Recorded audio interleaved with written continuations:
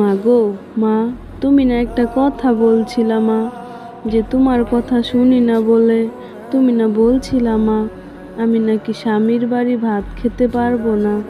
কিন্তু আজ দেখো মা, শাশুড়ির শত কথা শুনেও, স্বামীর শত কথা শুনেও আমি স্বামীর বাড়ি ভাত খেয়ে যাচ্ছি। আজ না তোমার কথা মিথ্যে হয়ে গেল মা।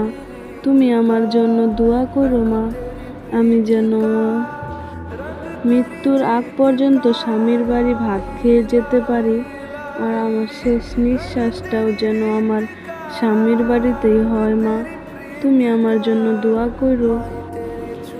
কার জীবনের সাথে আমার কথাগুলো মিলে গেছে অবশ্যই কমেন্ট করে জানান, আর ভালো লাগলে অবশ্যই একটা সাবস্ক্রাইব করবেন প্লিজ।